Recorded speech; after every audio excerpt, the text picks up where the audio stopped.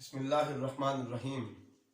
Students, आज के lecture में हमारा टॉपिक है जी पैराबोला ऑफ सेफ्टी। कंप्लीटली इसको डिस्कस करेंगे, पैराबोला ऑफ सेफ्टी को डिफाइन करेंगे, उसके बाद हम इसकी जो इक्वेशन है वो ड्राइव करेंगे।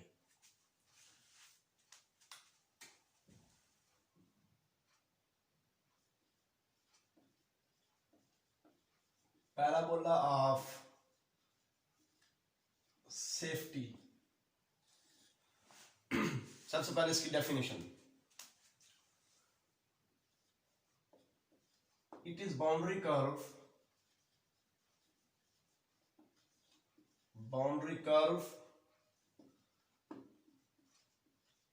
in the vertical plane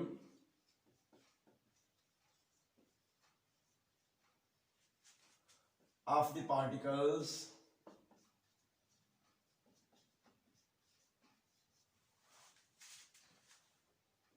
projected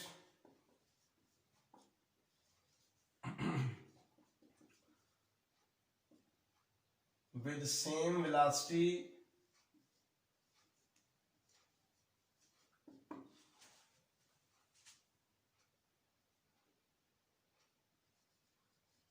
but different angles of projection.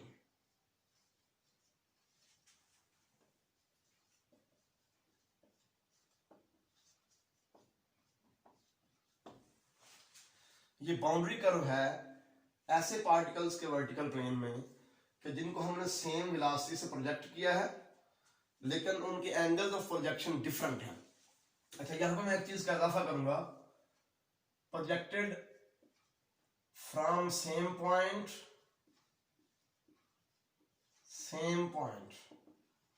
ठीक है। सारे पार्टिकल्स सेम पॉइंट से प्रोजेक्ट किए जाएंगे विद सेम वेलोसिटी, उनकी वेलोसिटी ऑफ प्रोजेक्शन सेम होगी, but different angles of projection, लेकिन एंगल ऑफ प्रोजेक्शन डिफरेंट होंगे। तो ऐसे तमाम पार्टिकल्स जो सेम पॉइंट से सेम वेलोसिटी के साथ प्रोजेक्ट किए जाएं, एंगल्स ऑफ प्रोजेक्शन डिफरेंट हों, ऐसे तमाम पॉइंट्स की ट्रैजेक्टरीज के लिए एक बाउंड्री कर्व होती है जो इन तमाम पॉइंट्स की ट्रैजेक्टरीज को टच करती है और तमाम ट्रैजेक्टरीज को अपने अंदर कवर कर लेती है। उस बाउंड्री कर्व को हम कहते हैं पैराबोला ऑफ सेफ्टी। ये प्रूव हो चुका है कि ये जो कर्व है जो इन तमाम ट्रैजेक्टरीज को कवर करती है, टच करती है, ये पैराबोला है। ये बात प्रूव हो चुकी है। हमारे इधर वो जो है ना उसके साथ कंसर्न नहीं है उसको प्रूव करना। मैं सिर्फ ये बता रहा हूँ कि इसको पैराबोला ऑफ सेफ्टी क्यों कहते हैं, क्योंकि जो कर्व तमाम जो ट्रैजेक्टरीज है इनको कवर करती है, टच करती है, ठीक है, वो जो कर्व है वो पैराबोला है, इसलिए हम इसको पैराबोला ऑफ सेफ्टी कहते हैं। अब देखें, फर्ज करें कि हम पॉइंट ओ से डिफरेंट पार्टिकल्स प्रोजेक्ट करते हैं जिनकी वेलोसिटी तो सेम है लेकिन एंगल ऑफ प्रोजेक्शन डिफरेंट है।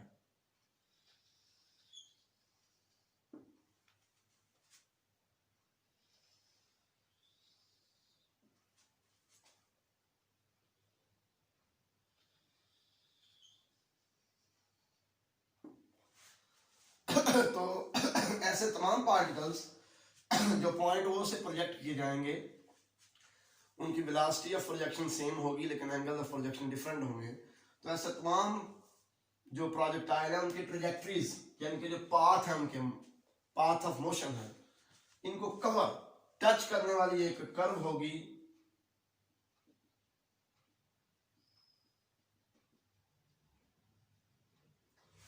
उस कर्व को हम कहेंगे parabola of safety.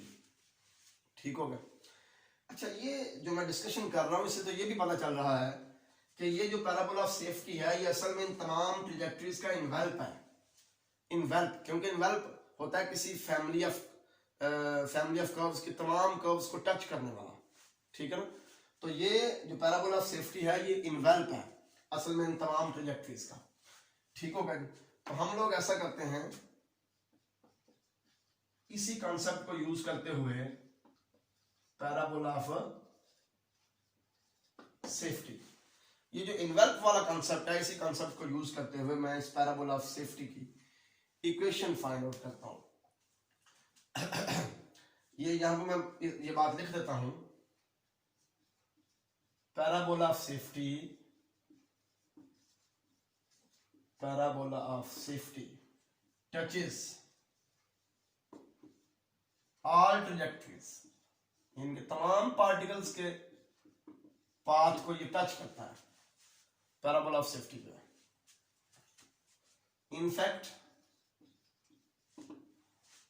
Parabola of safety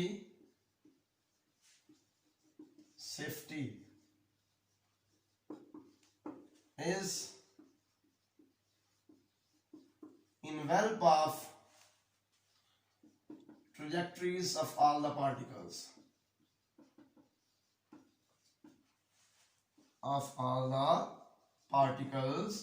thrown from same point with same velocity but different angles of projection।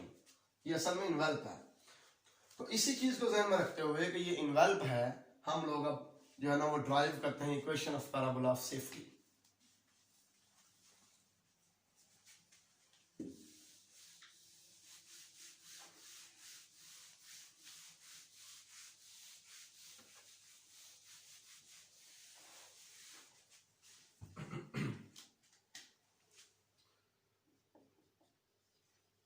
Equation of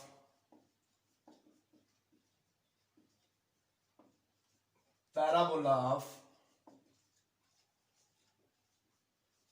safety. हमारे पास जो equation of path of projectile है वो क्या है जी? Equation of path of projectile is y is equal to x tan alpha minus 1 by 2 gx square over v naught square cos square alpha। इस equation को मैं थोड़ा रीअरेंज करना चाहता हूं। ये cos के ऊपर जाकर secant square हो जाएगा x tan alpha minus 1 by 2 gx square secant square alpha over v naught square। ये हमारा आएगा जी y के इक्वल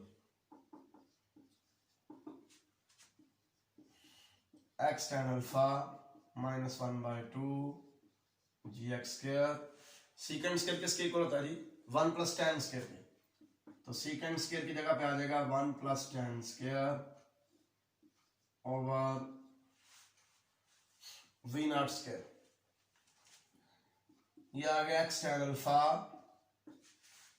ये मल्टीप्लाई करें पहले 1 के साथ फिर tan स्क्वायर अल्फा के साथ इन सब को, तो ये आ जाएगा minus gx square over 2v naught square minus gx square over 2v naught square tan square alpha.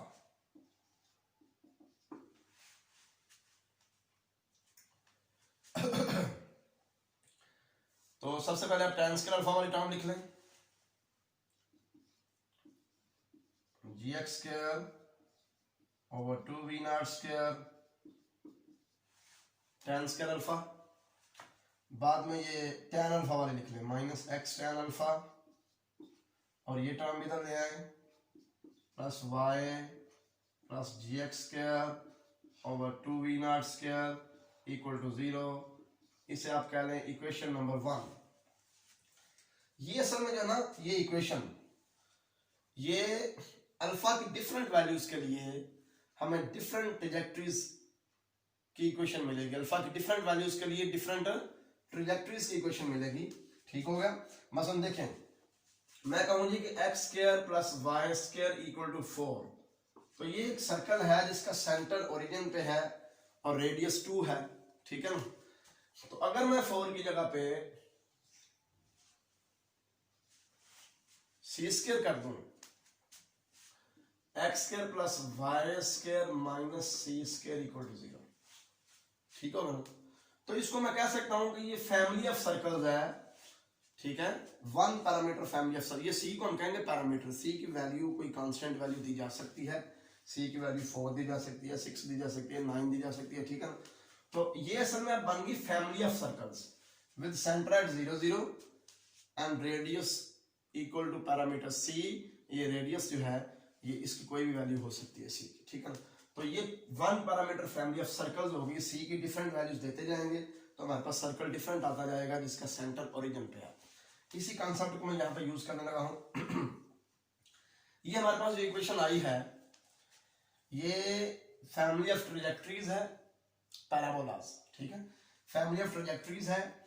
और ये जो फैमिली मेंबर्स हैं ये डिपेंड कर रहे हैं अल्फा की वैल्यू पे। अल्फा की एक वैल्यू देंगे यानी कि एंगल ऑफ प्रोजेक्शन की एक वैल्यू देंगे तो हमें एक ट्रेजेक्टरी की इक्वेशन मिल जाएगी। अल्फा की दूसरी वैल्यू देंगे हमें दूसरी ट्रेजेक्टरी की इक्वेशन मिल जाएगी। अल्फा की तीसरी वैल्यू देंगे तीसरी ट्रेजेक्टरी की इक्वेशन मिल जाएगी। तो इसका मतलब यह है कि ये असल में क्या है, this is the one parameter family of curves, क्योंकि ये फैमिली जो है एक पैरामीटर अल्फा पे डिपेंड कर रही है, अल्फा, ठीक है ना। अल्फा की वैल्यू चेंज करेंगे तो फैमिली का मेंबर चेंज होता जाएगा। This is one parameter family of curves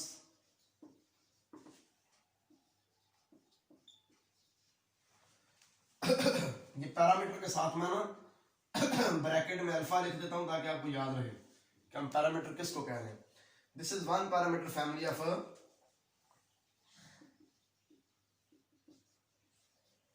मैं कर्व्स की जगह पर ट्रेजेक्टरीज का लफ्ज लगाऊंगा ताकि आपको आसानी रहे इसमें।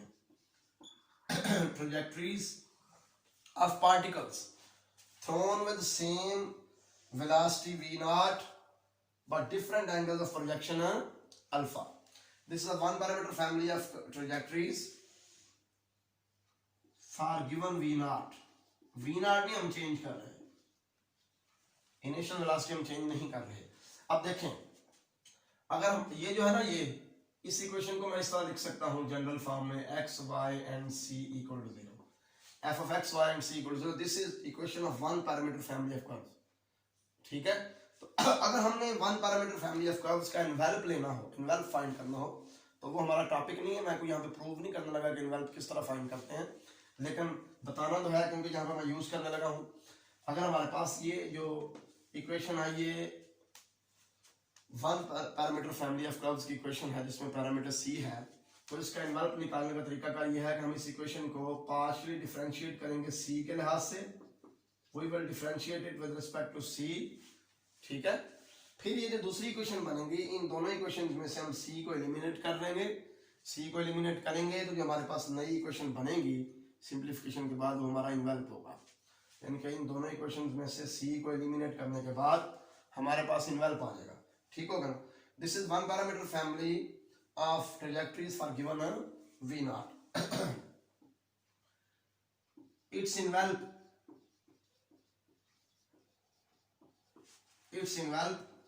is the parabola of safety, is the parabola of safety. इसका इस फैमिली का जो इन्वेल्प है ये पैराबोला ऑफ सेफ्टी है, वो हमें फाइंड करना है।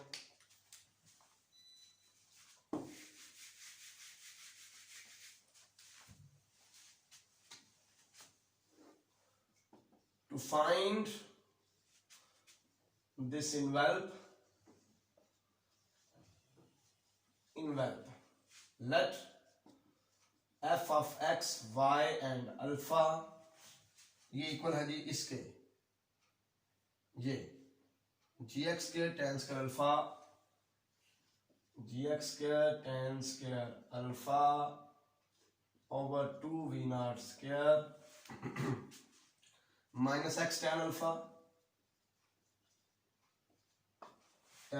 Plus y plus gx square over 2v naught square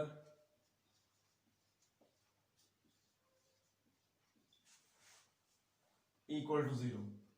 इसे आप कह लें इक्वेशन ए, ठीक हो गया। अब आप ऐसा करें इसको अल्फा के लिहाज से, क्योंकि अल्फा हमारा पैरामीटर है, अल्फा की वैल्यू चेंज करने से फैमिली ऑफ ट्रेजेक्टरीज का डिफरेंट मेंबर आ जाता है, तो हम अल्फा के लिहाज से पार्शियली डिफरेंशिएट कर लेते हैं, ठीक हो गया। तो यहां से हमें क्या मिलेगा फिर, partial derivative of F with respect to alpha ये इक्वल आ जाएगा g g x square over 2v0 tan square alpha का डेरिवेटिव आएगा 2 tan अल्फा और tan का सीकेंड स्क्वायर अल्फा। तो tan स्क्वायर अल्फा का डेरिवेटिव आ जाएगा 2 tan अल्फा सीकेंड स्क्वायर अल्फा। अब यहाँ पे आ जाए तो ये आ जाएगा -x और tan का आ जाएगा सीकेंड स्क्वायर अल्फा।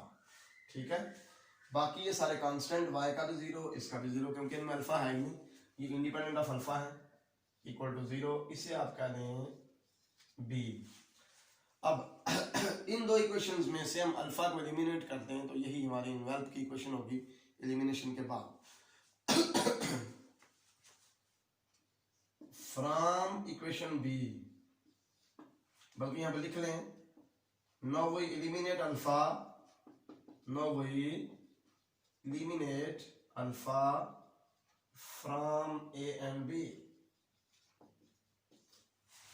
ए और बी में से हम अल्फा को एलिमिनेट करते हैं फ्रॉम बी। ये जो इक्वेशन बी है इसमें से हमें ये मिल रहा है, ये 2 से कैंसिल हो गया। ठीक है, g x square over v not square tan alpha minus x secant square alpha equal to 0। ये मैंने दोनों टर्म्स में से सीकेंड स्क्वायर अल्फा कॉमन ले लिया।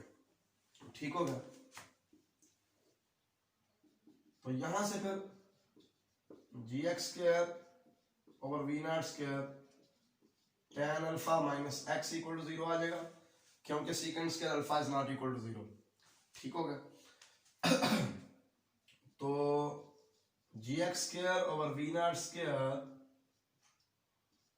tan अल्फा की वैल्यू आ जाएगी x। ठीक है जी, ये x जो है ये कैंसिल हो जाएगा, तो हमारे पास tan अल्फा की वैल्यू आ जाएगी V not square over ji X. ये tan अल्फा की वैल्यू हमने निकाली है इक्वेशन बी में से, ये पुट करेंगे इक्वेशन ए में, पुट इन ए।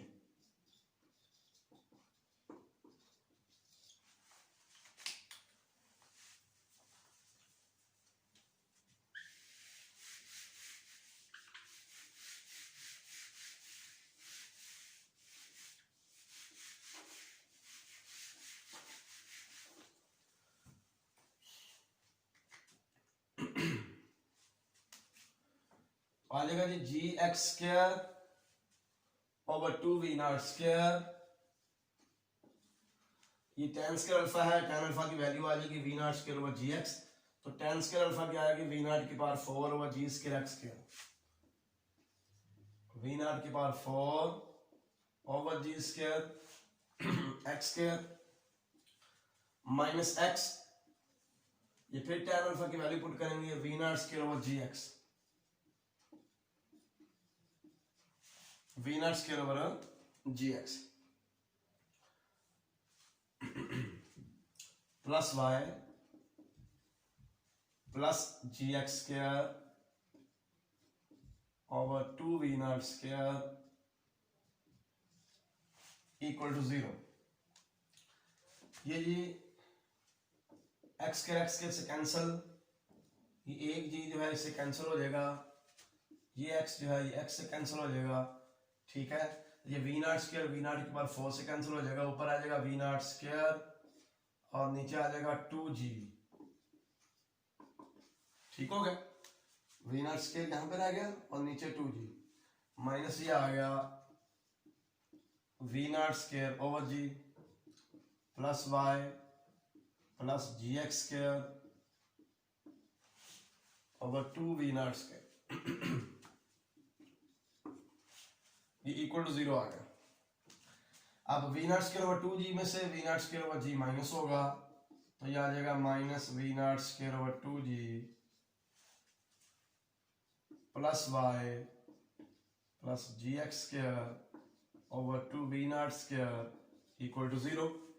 ठीक है जी, अब आप ऐसा करें, x के टर्म इधर रखें, बाकी दोनों उधर ले जाएं, तो g x square over 2v not square equal आ गया g minus y plus v not square over 2g। ठीक हो गया जनाब। अब ये आ जाएगा नेगेटिव, बाहर आ जाएगा नेगेटिव साइन, तो y minus v not square over 2g, ठीक है।